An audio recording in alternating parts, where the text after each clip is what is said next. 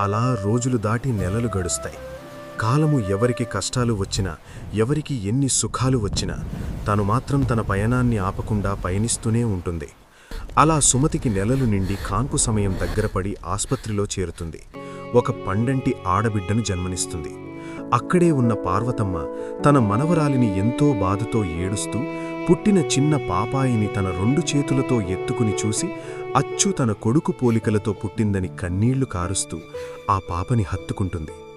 సుమతి కూడా ఆ చిన్నారి పాపను చూసి కన్నీళ్లు పెట్టుకుంటుంది. పాపను చూడడానికి తన భర్త లేకపోయాడని భర్తను గుర్తుకు తెచ్చుకుని ఏడుస్తుంది. అప్పుడు పార్వతమ్మ, కన్న తండ్రిని చూస్తే పరమేశ్వరుని దగ్గరకు పయనమైపోయాడు.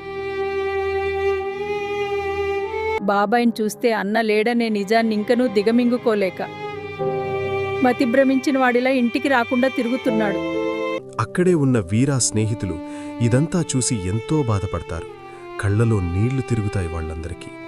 వాళ్లలో ఒకరినొకరు, పదండ్రా, ఎలాగైనా వీరాన్ని తీసుకుని వద్దాం, వాడికి చెబుదాం సత్యానికి కూతురు పుట్టిందని, వాళ్ల అన్న కూతురును చూడడానికి కూడా రావా అని అడుగుదామంటారు.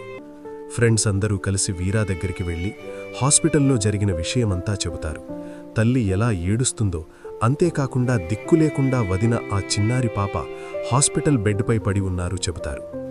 నీకు ఇంకా కూడా వాళ్ల దగ్గరికి వచ్చి వాళ్లను ఓదార్చుతావా లేదా అని అంటారు. అప్పుడు వీరా, సరే పదండ్రా అంటూ స్నేహితులతో కలిసి ఆస్పత్రికి వస్తాడు.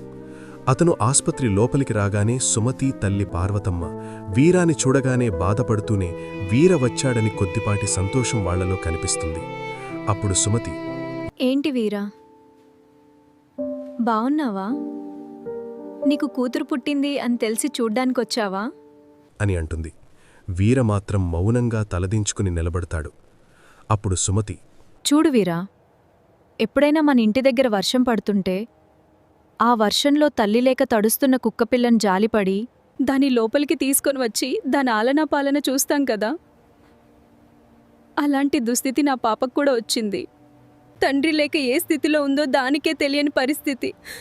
అలాంటిది సొంత బాబాయ్ ఉన్నాక కూడా నా పాపను హక్కును చేర్చుకునే బాబాయ్ ఇలా వదిలేస్తే అది అనాథలా పెరగాలా అలా అని ఏడుస్తూ అంటుంది.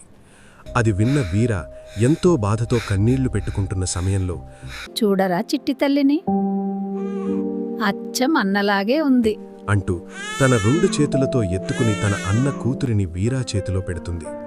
ఒక్కసారిగా చిన్నారి పాపాయిని చేతులకి తీసుకోగానే వీరా బాధతో ఏడుస్తూ ఆ పాపాయిని ముద్దులాడుతాడు. చూశావరా వీరా, అచ్చు అన్నయ్యలాగే ఉంది చూడరా